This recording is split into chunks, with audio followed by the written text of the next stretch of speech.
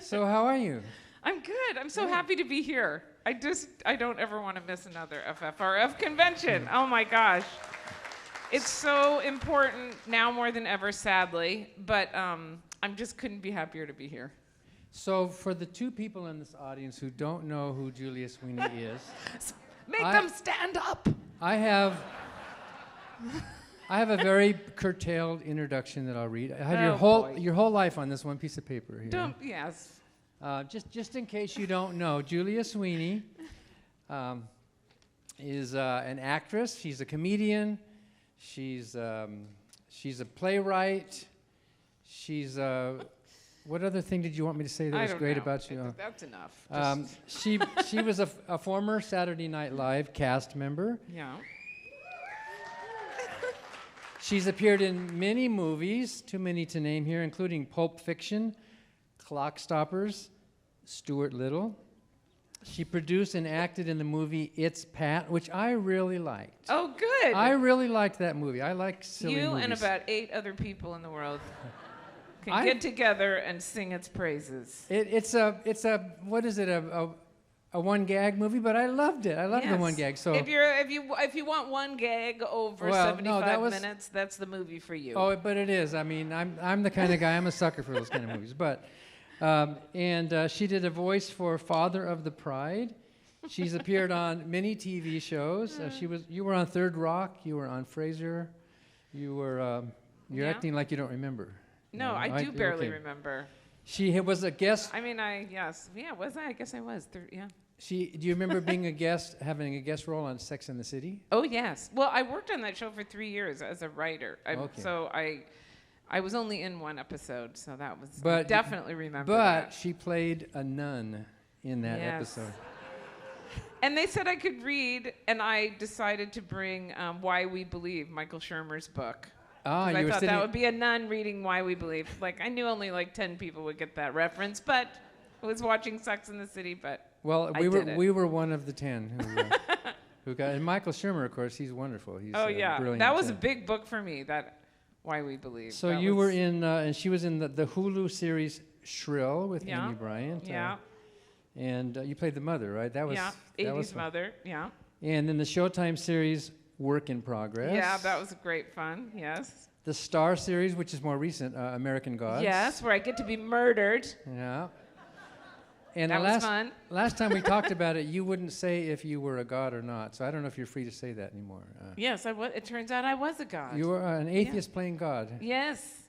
So atheist playing a nun and God. So yes, yes. And then she's also written a lot of monologues, and you've probably all seen many of them. In the Family Way, about adopting a daughter. Right. God Said Ha, which was a grim topic that you turned into a monologue. Yes.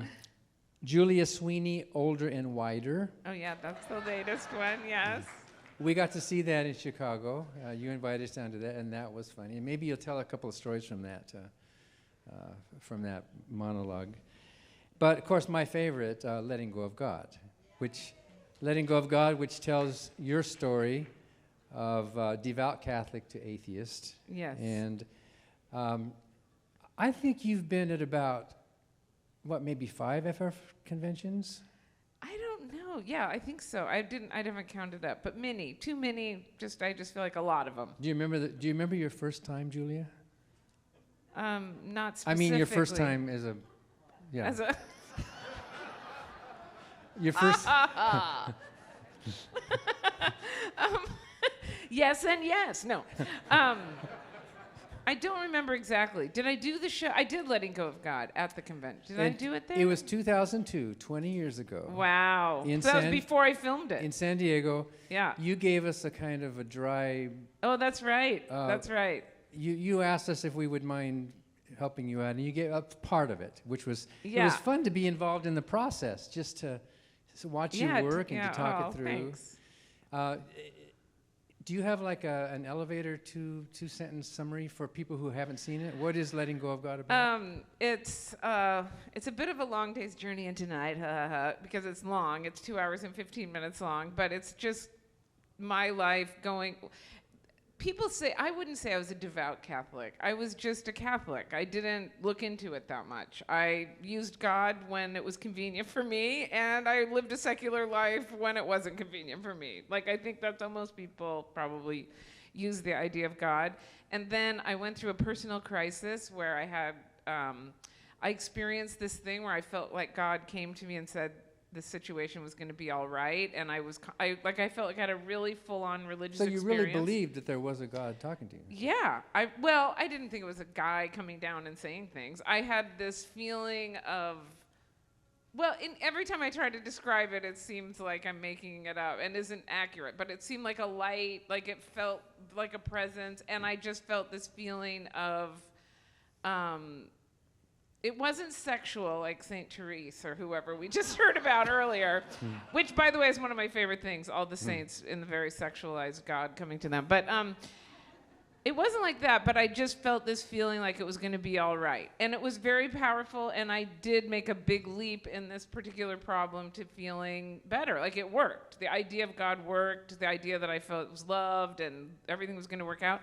But then afterwards, I was very curious about that experience. Like, what actually happened? Was it really God? And then I decided, well, I guess God wants me to be a Catholic because I was in this Catholic family and raised Catholic, so I should take it more seriously. So I joined the local Santa Monica, the church in California, and that's when I took a Bible studies class. I thought, let's read this book. I thought you were in Spokane. That was later? No, this was that was after. Yes, I was like in my 30s. Oh, okay. And the combination of, I started with Why We Believe, Michael Shermer's book, and then he would reference other books, and I just went from one book to another, and your book was a big book for me too. And it's on sale in the back. Yes, I love that book, and it was just like one thing led to another, and I think it was in Dennett's Darwin's Dangerous Idea, but it really could have been any one of a number of books, in combination with doing this Bible study class, that I just accepted that I was an atheist. So it was really almost like my religious experience propelled me to become an atheist, because I was just trying to figure it out. And actually, I did kind of learn more about what happens in the brain and why that thing might have happened to me. Anyway, so it's that story that I just told, but with jokes. You did say that for a while. That's letting go of God. You have this talent of making everything funny, which some people Don't say that on stage. Now they're going to expect me to be really funny at everything I say. But just use that voice. And you did say that for a while you thought you might want to be a nun. Yes. Oh, I absolutely wanted to be a nun. So you were taking it really seriously. Well, to me, I just love the glamour of the nun life. I think it had a lot to do with all the nun movies I watched. I think it was really like, The Trouble with Angels was like, Trouble with Angels was a big one for me. I wanted to be like Rosalind Russell. I wanted to be a nun. It was like the movie version of Catholicism is what I wanted to be. I didn't realize I just wanted to be an actress. So, yeah.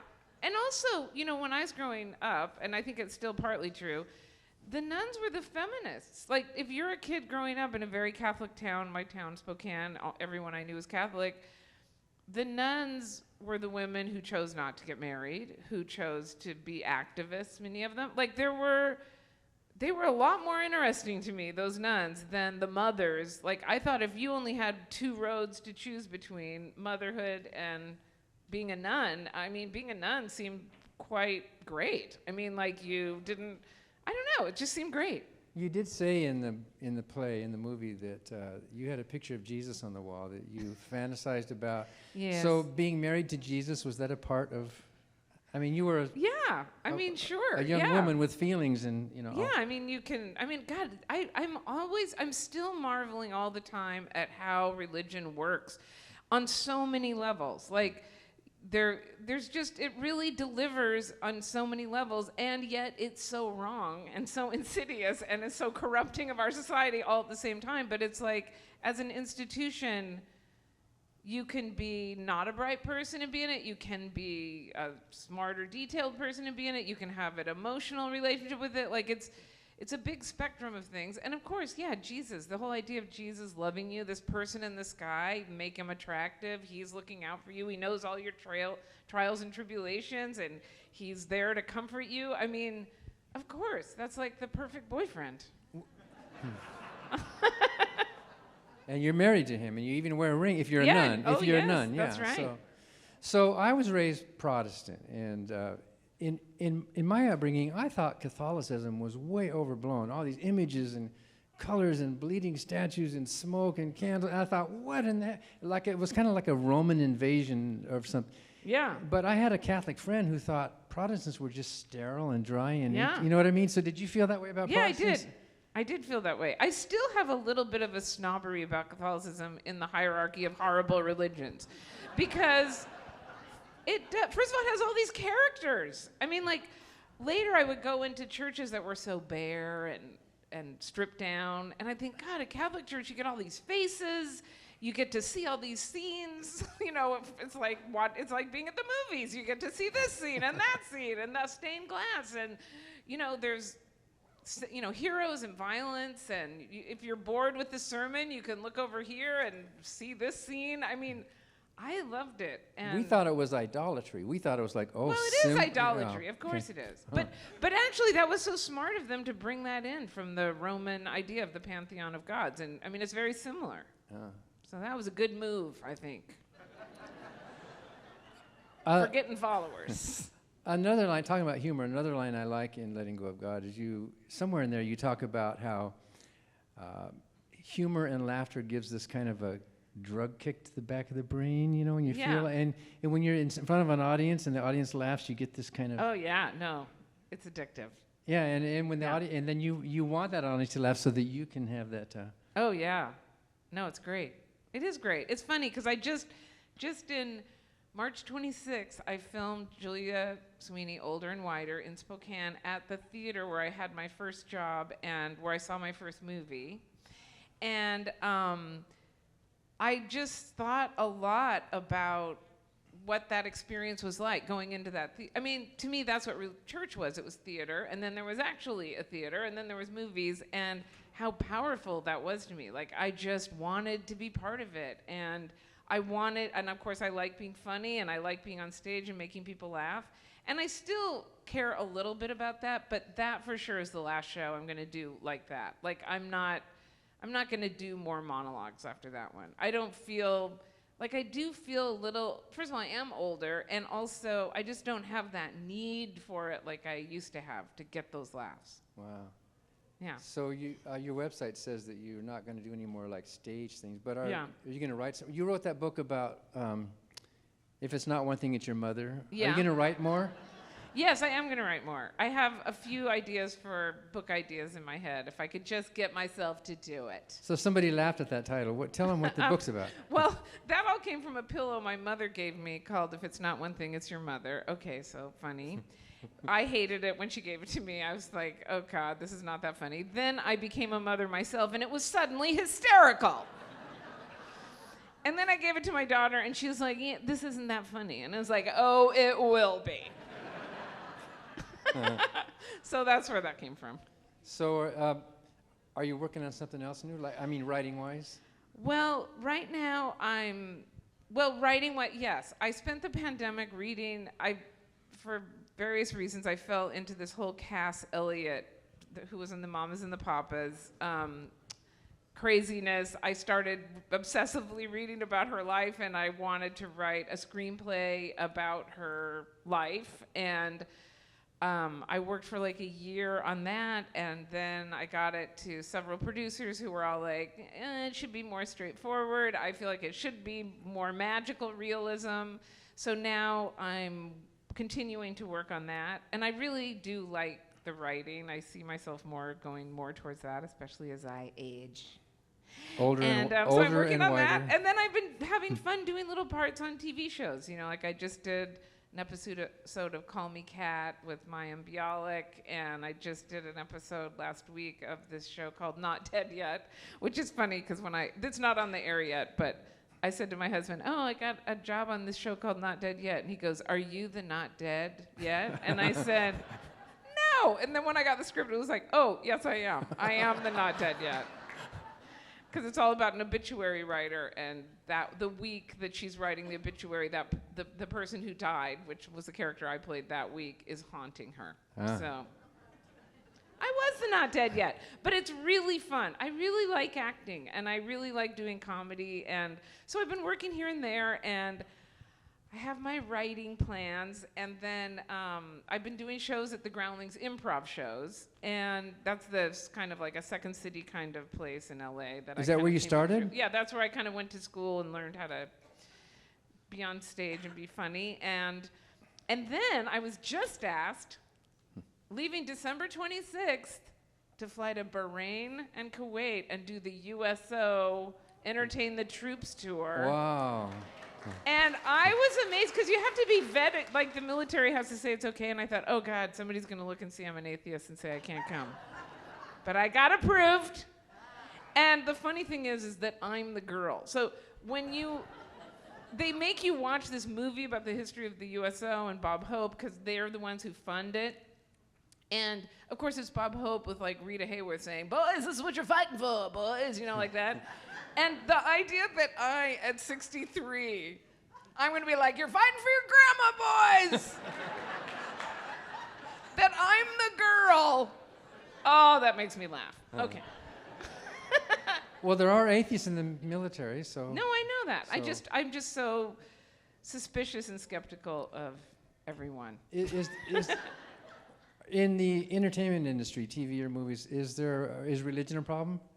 I mean, is atheism a problem in Hollywood? Well, no. Well, they don't care about, of course, Hollywood is a huge business with all kinds of people and all kinds of religious feelings. So it's impossible to say everyone's one way or the other. But to me, what I noticed the most is when I did Letting Go of God, all my Hollywood acquaintances were like, oh, yes, I can't believe you were ever a believer. That was ridiculous. But what I want you to do is meet with my astrologer. Because, so I realized, like, they have just as many superstitions, but it's just different things. It just isn't religious. I mean, traditionally religious, but they're still superstitious. And actually, just last week, my friend Maria, who's the first person I ever knew who just said she was an atheist without flinching, when we met 35 years ago. Last time I saw her, she was telling me about tarot cards that she's reading. And I was like, Maria, I'm so disappointed. No. Is it serious, or is it just a game for her? Well, she said, yeah. She goes, I just find comfort in it. It's like, how? Why? Why would you? Why would anyone? Maybe it's like playing solitaire or something. She's just having cards or... No, she thinks it's actually the universe is sending her a message. I mean, that the card you pick...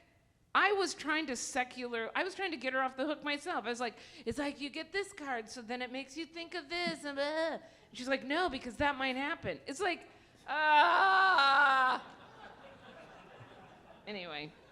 It's like the guy that had a horseshoe in his office, and his buddy said, you don't believe in that, do you? And he says, no, but I heard it works even if you don't. So. That's so funny. That reminds me, because in my show, the whole idea of belief. So this ended up because my mom just had said it to me right before I filmed Older and Wider. And when I was listening to the speakers, I was thinking about how this happened. It was just so funny to me. My mom said, because the big objection of my mother when I stopped believing was that it wasn't that I didn't believe. It was that I told people that I didn't believe. That was the thing. So I learned it's really about, for her, it's about saying, I'm a member of the community, whatever it is you say we all believe in, I believe in it. Like, that's what mattered. So then we had this argument, and she said, why do you have to tell people about it? And I said, well, it's really profound to me. I mean, how can I not tell people about it? And she goes, don't you think half the people in the church in the pews don't feel the same way you do? And I'm like, what are you saying? And then she said something like, she goes, well, why can't you just pretend to believe? And I said, well, then it wouldn't be belief. And then she said, that's exactly what it is, Julie, make believe. And I don't think she understood how great of a line that was. And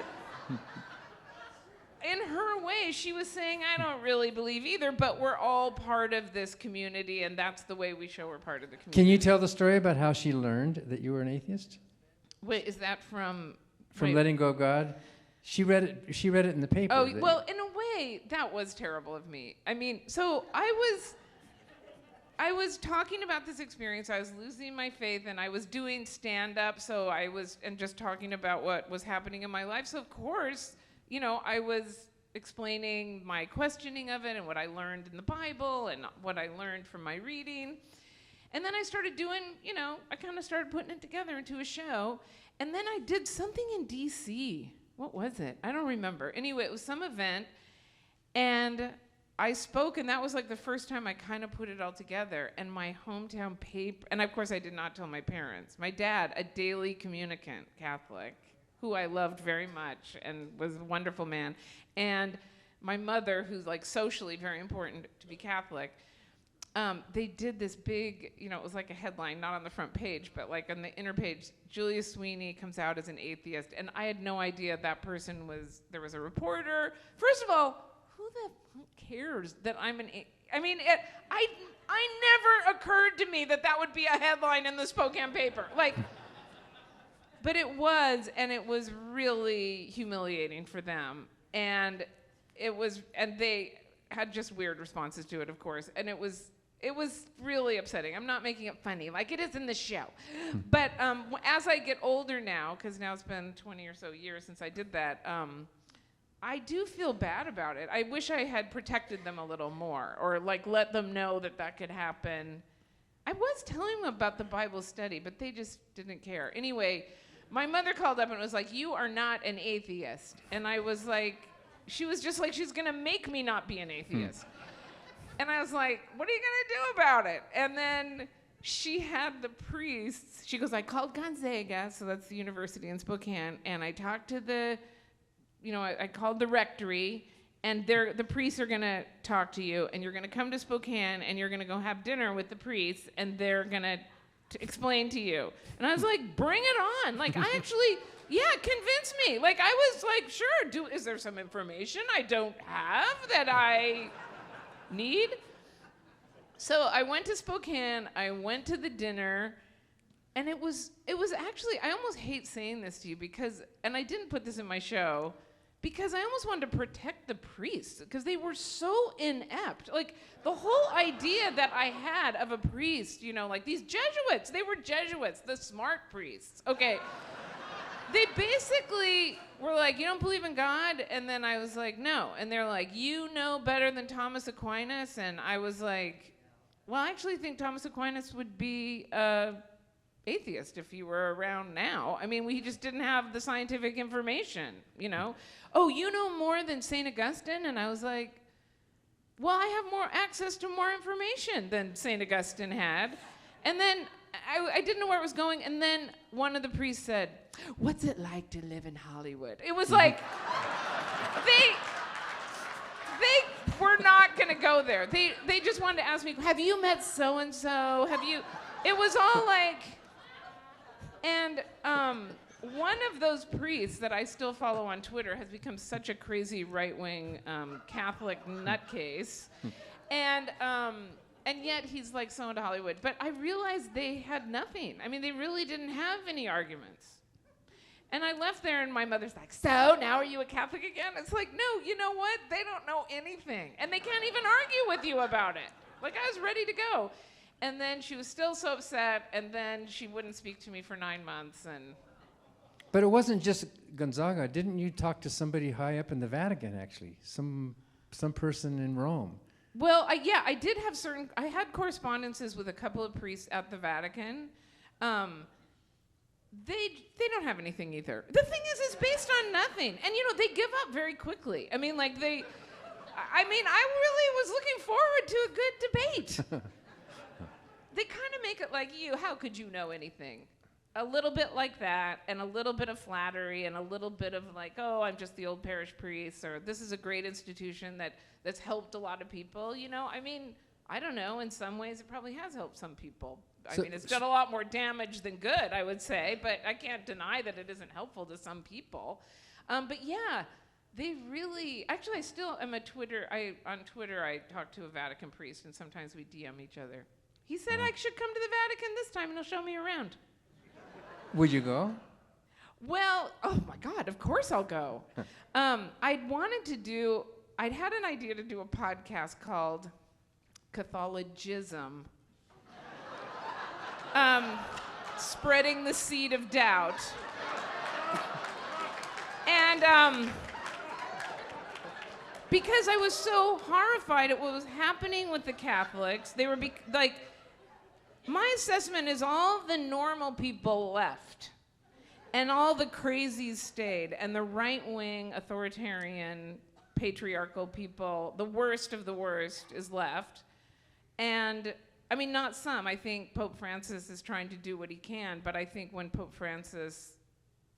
next pope comes, I'm sure it will be more a right-wing pope. I mean, because of the people that are there, which is frightening.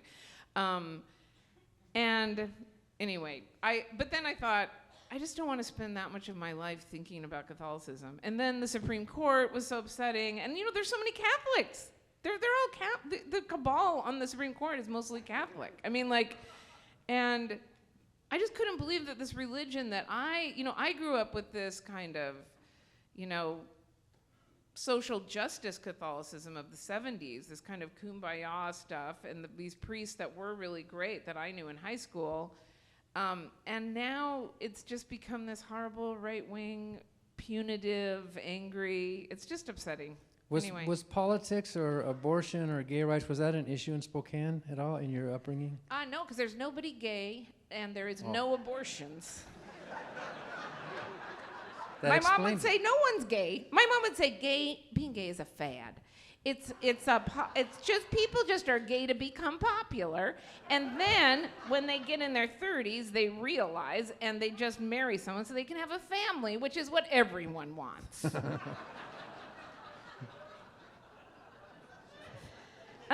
And then abortion. It took me so long to understand that D&C was code for abortion in Catholic hospitals because, you can't do an abortion, but you can have this procedure. And my mother would, so we had 5 kids in our family. We were the smallest family I knew of. We were the smallest. Everyone around us, including the people 3 doors down who had 17 children. And like shanty Irish Catholics. Yeah, real lots of kids. And sometimes mothers would need a D&C, and they'd go to the hospital, get a D&C. And then I didn't realize till later that was all code language for getting an abortion, that the wives knew, and most of the husbands didn't even know it was happening. So why do they care so much now, do you think? Because they like the secrecy of it. They have a system worked out where you say this, but you do that. That's the most interesting thing. It's the too big of a word for me. There's something about hiding what you really do that is part of the system that they like. It's important. It's not that they don't do those things. Of course there are people who are gay, and of course there are people acting out on it. And there were people who were couples that were gay, but no one would openly acknowledge it, and that was kind of part of it. It's almost like we're all in. We all know that's true, but we all know not to say anything about it. Yeah. So before we take some questions, I have just one more question for you. At a former meeting, you told us about an experience where you were visiting a different church every Sunday, and you were writing a book about it? I know, but Dan, all I do is talk about the books I'm going to write, and then not write them.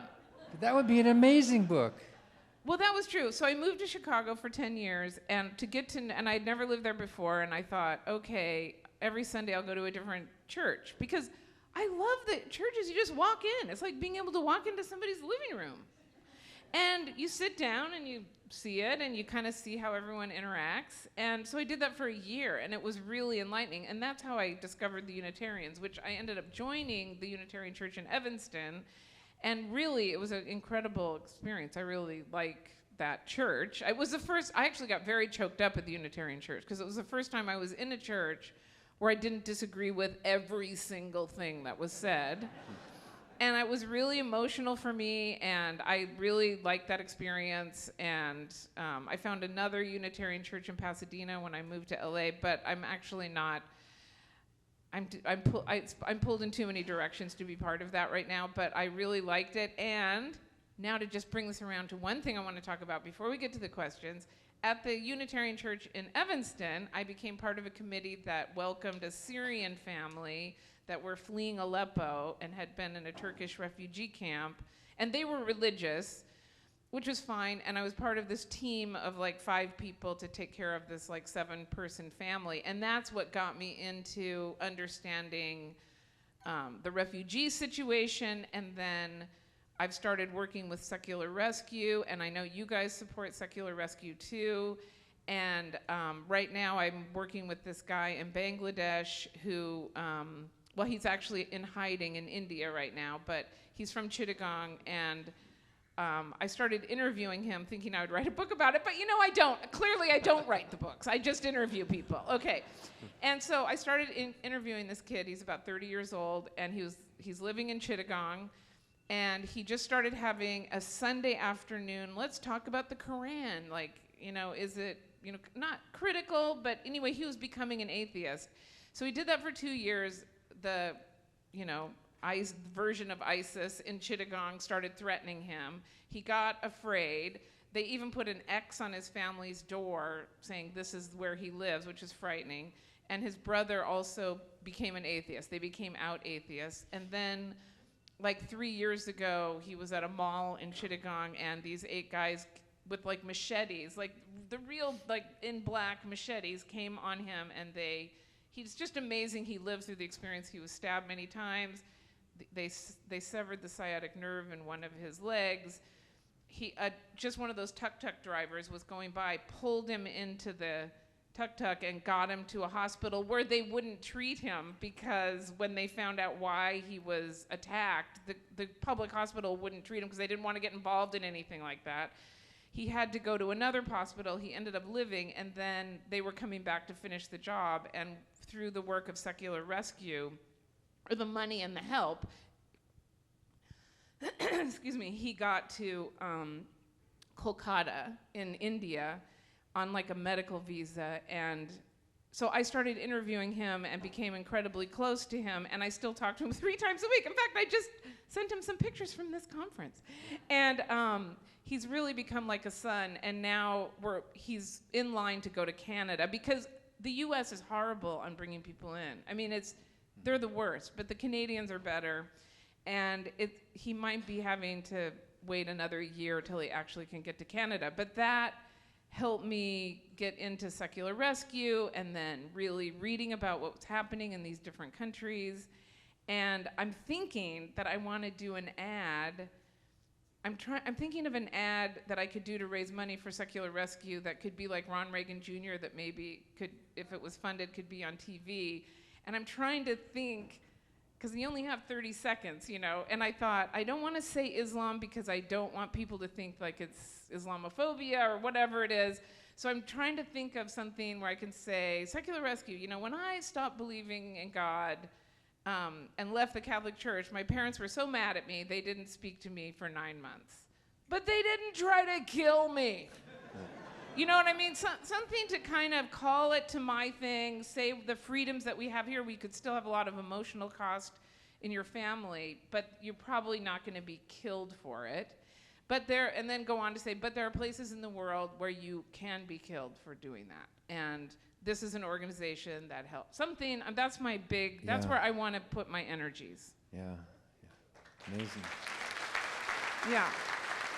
And the stories that come out, I mean, like now that I've done work with them, like the stories of, like, and a lot of times, I mean, this kid that I'm gonna call him T. T isn't gay, but there's a lot of crossover of gay and atheist, I realize. So there's a lot of people like in Saudi Arabia where you can't be an atheist and you also can't be gay. And I think there's something about, if you start realizing when you're hitting puberty or whatever that you're not having the heterosexual responses that everyone's expecting you to have, it kind of predisposes you to see through other things too. Like it almost helps you to see through things. But I never understood that there was a convergence of that, people who are gay and atheist. And that's a lot of the people they're helping, you know. And so the families are upset, not just because they're not religious, but also because they're gay. So it's very interesting, Wow, but I want to do what I can. Anyway.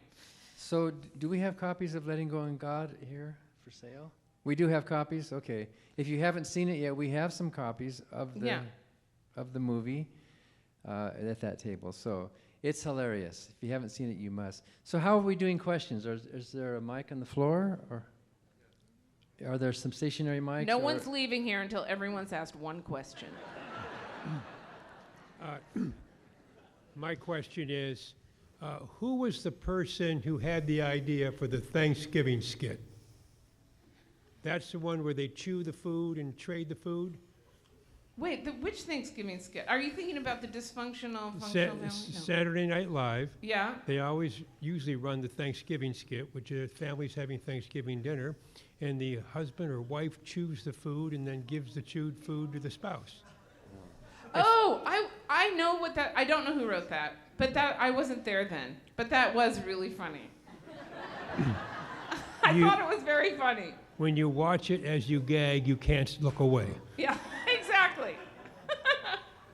You were 91 to 94, is that right? 90 to 94, something like that, yeah. I've just learned I saw somebody recently and they said something like, I was big in the 90s. And I was like, oh, I'm going to say that now. Hello, Julia and Dan. My name's Eric Prim. When I look around the room, as everybody else does, I can't help but notice that we're all 60 plus. And when we have the statistics are that 30% of the country now are nuns, what can we do? I know. I'm glad you said that because I was just thinking that here as I was waiting to the side. And obviously I'm part of that group too, the older group. But I'm a little scared by the statistics of the nuns because to me, they're not educated unbelievers. They're just people who don't want to go to church or that isn't expected of them anymore. And so I feel like they're kind of up for grabs. Well, you know what I mean? And it could be anything. So I'm scared of that a little bit. But what can we do to make this room I was look thinking the same thing. More commensurate with the distribution, where the 60 plus guys like me are 10% of the room, and the 20s and 30s and 40s and 50s are 90% of the room. I know. I don't know. How do we do that? I don't know. And especially as I get older, I'm less and less of a draw for the young people, frankly. And so, yeah, I don't know. I think you've got to find, just when I was listening to today's speeches, I was thinking there's so many people in LA, and I talk about FFRF and CFI, I talk about all of it all the time, but so many people don't know about it. So, I was thinking, because I already called somebody on the lunch break, a friend, saying, you've got to go with me to Madison next year, I'm definitely going to this conference every year, and he didn't really know that much about it, and I was thinking of another couple who are not, I guess they're over 62, or maybe over 50, so maybe they're not good candidates, but I feel like I haven't talked about it enough for my part. I mean, not that necessarily I can do that much, but I don't know. I mean, first of all, I love the ads. The ads that are going up saying, I'm an atheist, this is what an atheist looks like, and it's a young person is a really good thing, I think. I think that helps, just plain old advertising. Yep. But I don't know, but I feel the same way. And I realize that there's a lot of young people who don't, because there's this whole thing, and I have my problems with the woke and the anti-woke and all that, that's a whole other topic, but they're so afraid of offending anyone, and so I don't feel like there's that kind of populist activist spirit because of being afraid of making somebody uncomfortable about their religious views that has permeated the youth culture that is frightening to me. And so maybe that's part of it, maybe I'm overblowing it, I don't know. But I was thinking the same thing. Come on, we got to get some. We got to find a way. Got to find a way. Yep. Yeah. Anyway, thank you. Okay. We have I don't have an answer. 5 more minutes here. 5.5 more minutes here. Julia, I was fortunate enough to sit with you and your husband and your daughter at a prior convention, and I just wanted you to give us an update on your husband, who is a scientist, My husband's grown up very well. He's And reached. And your daughter, So proud of him, and your reaching old daughter, who I understand just graduated from college. Yeah. So give us an update. I'll brag a little bit about my daughter Mulan. By the way, if you don't know, I didn't give her that name. She came with that name. I adopted her from China, and she was 18 months old, and I named her Tara. I changed her name to Tara, and when they told me that her name was Mulan, it was like, I can't have a kid in Hollywood named after a movie. Everyone will think it's the only Chinese name I can come up with. And so I took away her name, which was kind of terrible because she came with almost nothing but this name. And she definitely reclaimed it. She wouldn't answer to Tara. She would look at me like, you can call me Tara, but I answer to Mulan. So Mulan. And then when she was 8, I married Michael, and he's third generation atheist. And that was the attraction. I met his mother first. It's a long, crazy story, but I met his mother first, and that's one of the first things she said. She said, well, my son is a third generation atheist. Like, she was so proud of it. And of course, I loved her for saying that, and I thought, he's probably a good guy. And he is a great guy. The mother, though, no, just kidding. So Michael's a scientist and had a company that made a scientific instrument in Chicago, and we married when Mulan was 8, and so he adopted her, and he's a big science computer programming at the very beginning of some computers and knows everything about it. And so Mulan grew up around that and went to the Ohio State University. She graduated May 8th in computer engineering, and she did an internship for like 8 weeks at this gaming company that's based in Santa Monica but has like 12 employees. And first, she was the first woman hired there. They hired her, you guys, for like a real salary with like points in the company and benefits. Like, she became an adult. I can't believe it. It happened so fast. And she loves this company, and they're having her now pitch things because she's a good speaker. Like, she can go and talk to people and give them a pitch, and she loves coding, and she loves computers, and it's just, she's turning into somebody I just never expected. I'm just so proud of her. She had good examples. Well, it did turn out to be great. She keeps saying that because gaming is a lot like show business. You make pilots, you see if it gets picked up. Like, it's a lot of the same language. And she goes, Mom, it's like you and Dad. I'm like half, like, I like the computer side of it, but I understood how show business works. And that just makes me so happy. So she seems, right now, she'll have her travails, but like, she seems good so far.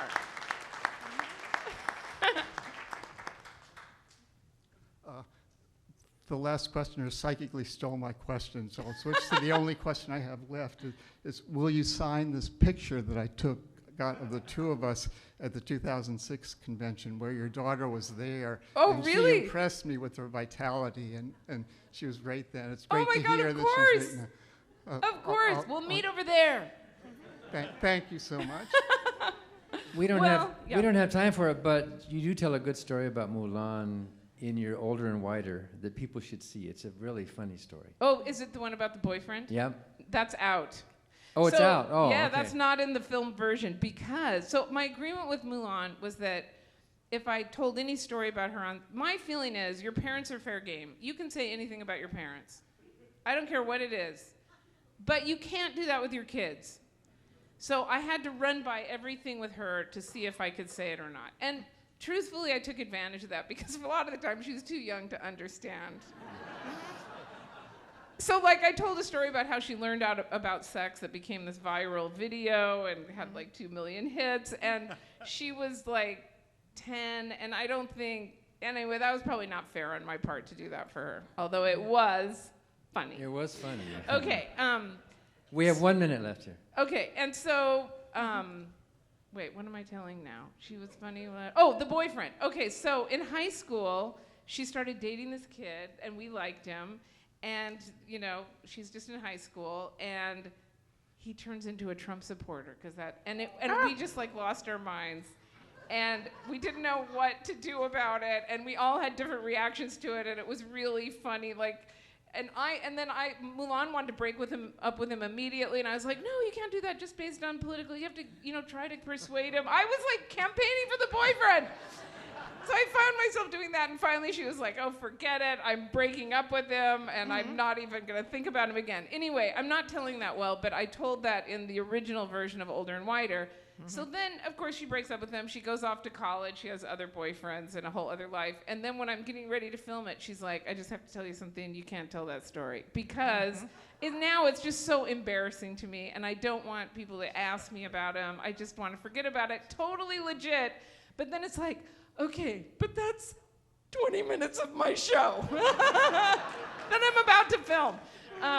But I came up with other material. It all worked out okay. Well, thank you, Julia. This was Thank fun. you. I'm so happy to be here. You were great as always. Thank you.